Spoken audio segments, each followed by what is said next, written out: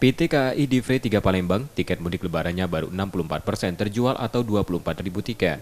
Total 52.000 tiket disiapkan untuk arus mudik lebaran tahun ini.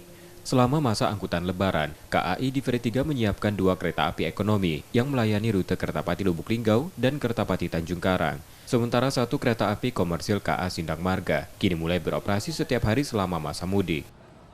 Kita baru 64% dari 52.000 tempat duduk ya, baru kita terjual sekitar 24.000 lah ya.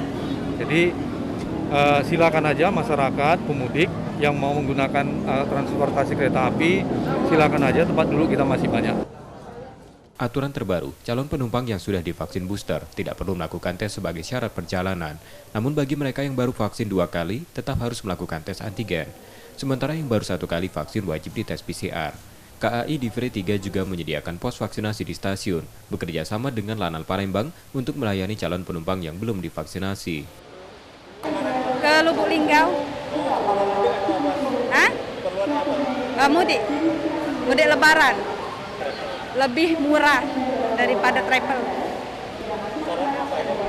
Kalau dewasa vaksin booster, kalau anak-anak sampai vaksin 2. Kalau di bawah 3 tahun, prokes. Sudah vaksin berapa? Booster, ketiga. Ya, sudah. Meski kapasitas tempat duduk tidak lagi dibatasi, para penumpang diminta tetap menjalankan protokol kesehatan selama di kereta api. Mengantisipasi trafik yang tinggi saat arus mudik, pihak KAI turut menyiagakan seluruh personilnya terutama di perlintasan. M. Rizky Nurmizan, Kompas TV, Palembang, Sumatera Selatan.